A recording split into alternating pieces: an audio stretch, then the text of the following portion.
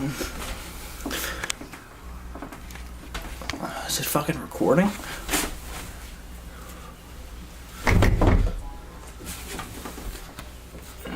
Whatever. Alright, so, my name is William Stone. This is my first time using this goddamn thing. So I don't know if it's working or not. But, we'll hope so. So that way we can, get this thing going.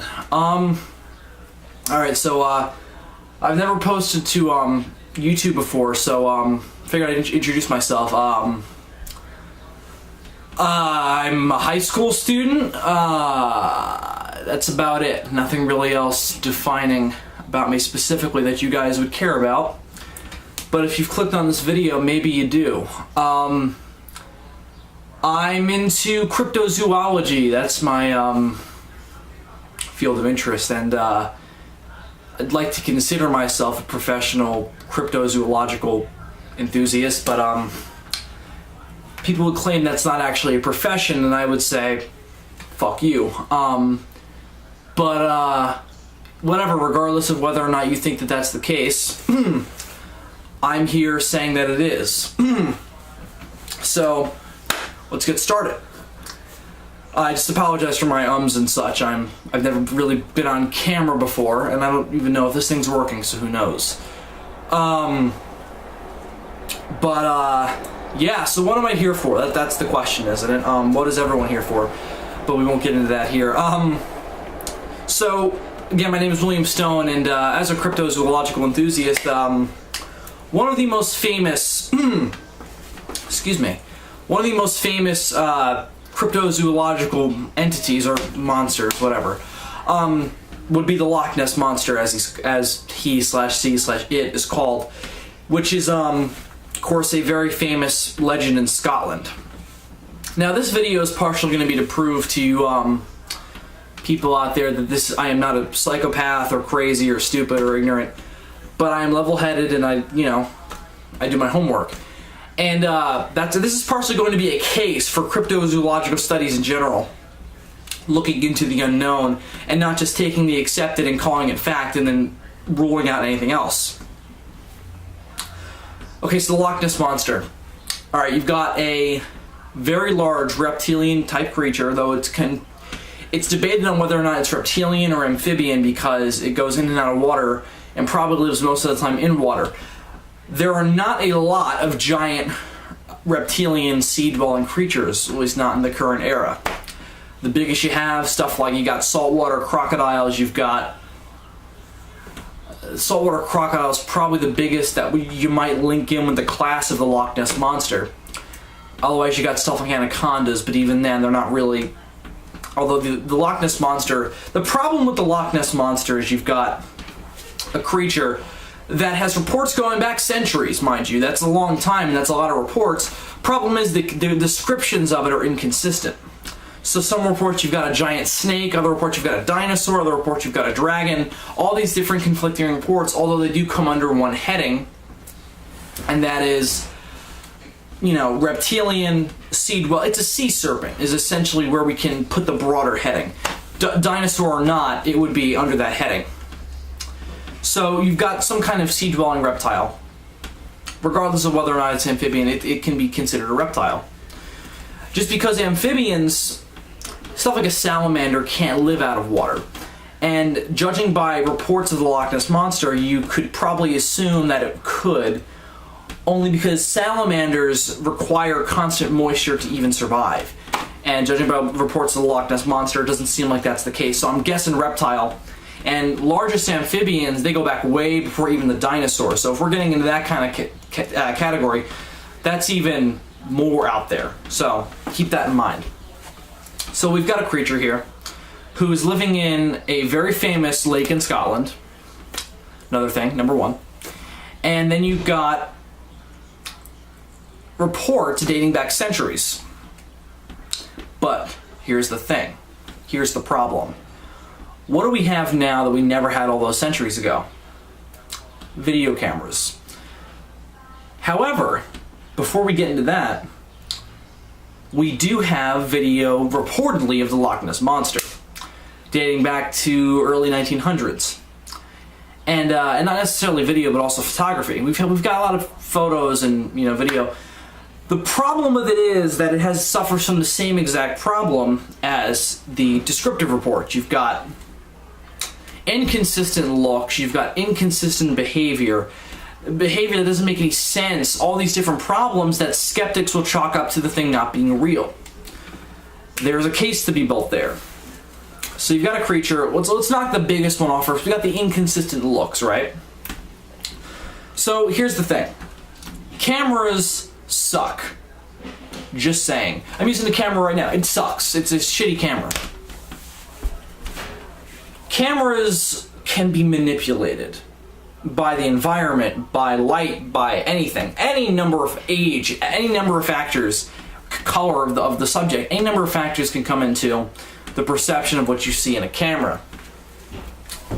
But, so when you look at a creature through that lens, a dark creature, judging by most reports, underwater, mind you, with cameras that go back to, say, the, oh boy, I'm drawing a blank on the guy's name. The original famous picture of the Loch Ness Monster, I believe it's called the Surgeon photograph. What it was a journalist who went down to Scotland to do a newspaper report on the monster, snapped a photo of what he claimed was the monster, handed it in. Since then, that photo specifically has been proven to not be real. It's been proven to be a hoax because it's been able to be recreated. They went to the spot, they talked to the guy's family. It's a hoax. But with the Loch Ness Monster, there can be a case built for the fact that the inconsistent reports, something like that, even the most famous photo of it, are not real. So therefore the creature's not real. No, not necessarily. What you had in that situation was you had a dude, creative dude, mind you, I can respect that, who went down to Loch Ness, took a little model, and turned it into a monster, and then turned it into a sensation. Tourist business went up, newspaper sales went up, all this stuff went up. So you've got a creature now with the stain on it of the most famous image supposedly of it is a hoax. So then you run into the problem of every single other report coming after that being considered fake. Understandable for skeptics. Skeptics are trying to rule this thing out. And that makes sense. It logically makes sense. Here's the problem with it. Other reports surface that cannot be explained. Reports of, monsters and creatures in the Loch Ness Monster that cannot be hoaxed in the same way. The one I'm thinking of, there's a very famous submarine photograph of what is claimed to be the monster coming in towards the camera, and it's got claw marks on it. What looks like battle scars. And, at that point, that can't be, and this is going back to the early 50s, I believe, or at some time, I don't really remember the date, but it's a very famous photograph. I'm sure you can find it on Google Images, or if you want to see it specifically where you wouldn't really have to look hard to find it, watch Monster Quest: Death of Loch Ness, but we're getting to that title. So, you've got a monster now with that stain on it, but then you've got continued reports that don't make any sense.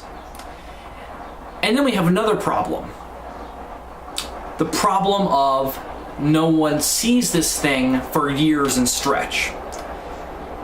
And the added problem on that of, if this thing has been alive for centuries, there must be a breeding population. Because no matter how long the lifespan is, there is no creature on this earth that can live for that long. So it can't be one creature. This is a misconception people have had with Sasquatch as well. But the Loch Ness Monster, there have been mystical explanations and all this shit. Just complete BS of people, of just locals trying to rationalize a monster and doing it in irrational ways. It's mystical, it's a god, whatever, all this stuff. It's from Satan, whatever religion or fairy tale you want to believe, it's in there. And it's been mixed in with the legend. As someone who tries to add science into these sorts of legends and such, breeding population, very, very touchy subject, because you've got a creature here, very large, would have to have considerable amounts of brood to continue to survive for this long.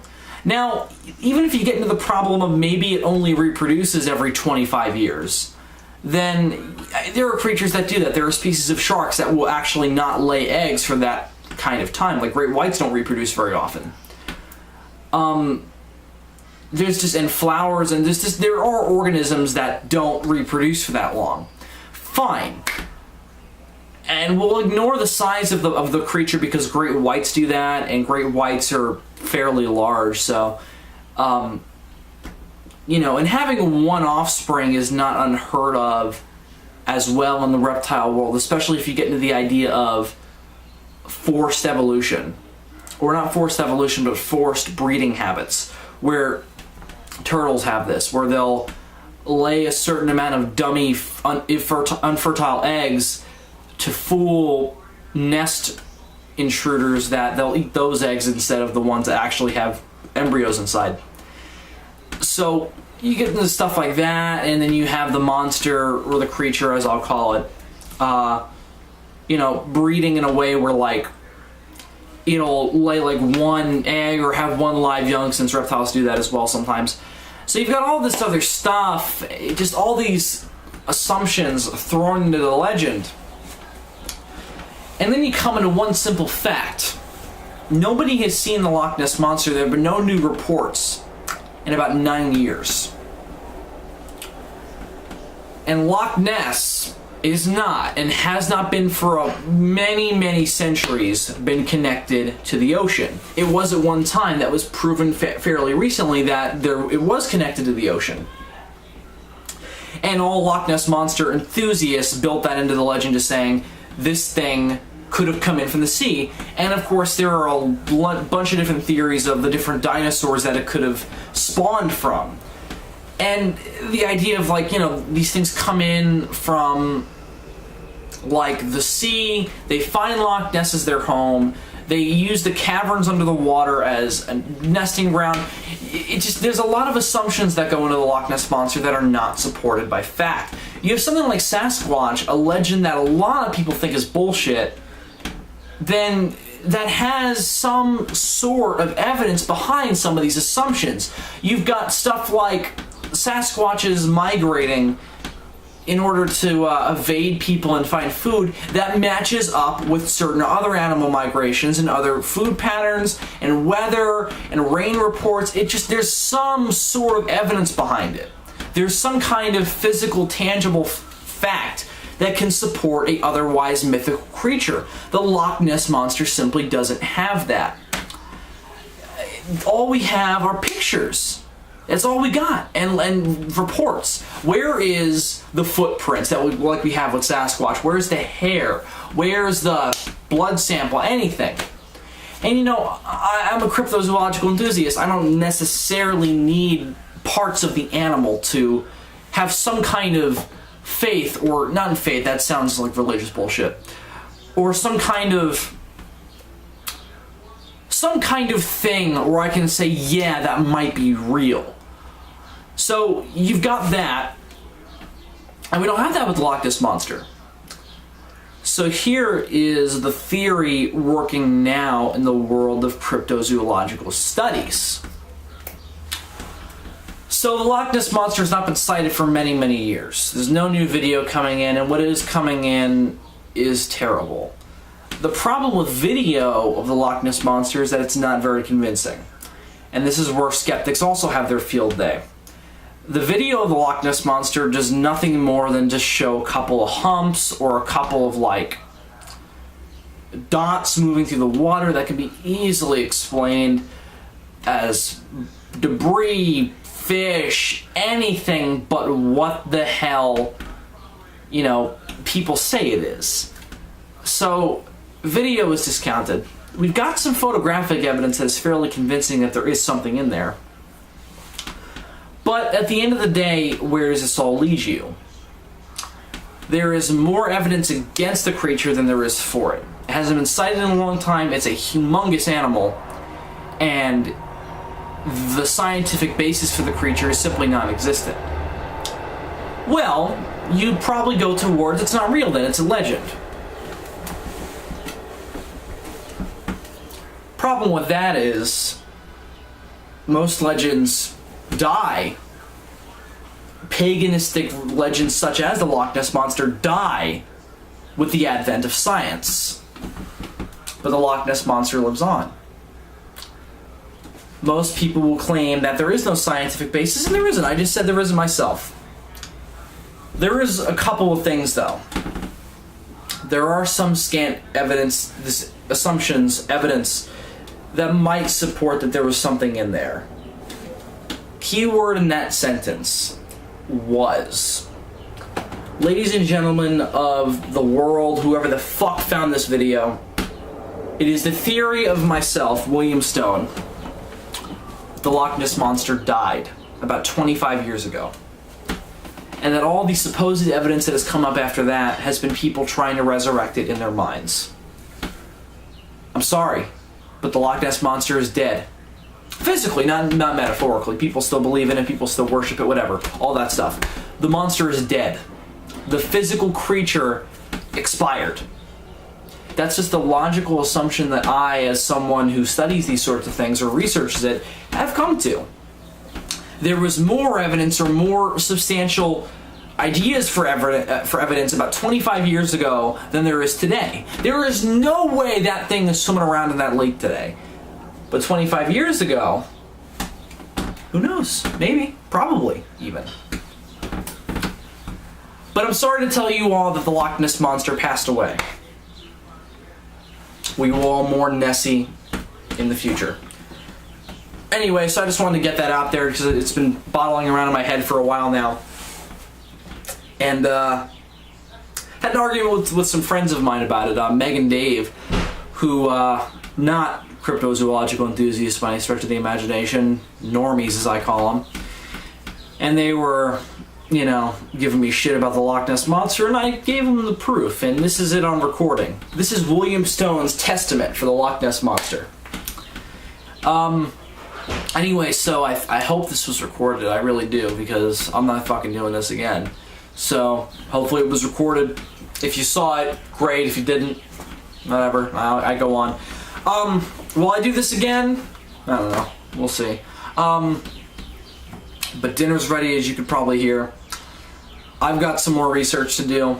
I've got bullshit to do. So I think that's all from me, William Stone. If you happen to catch this, thanks for watching. If you didn't, whatever.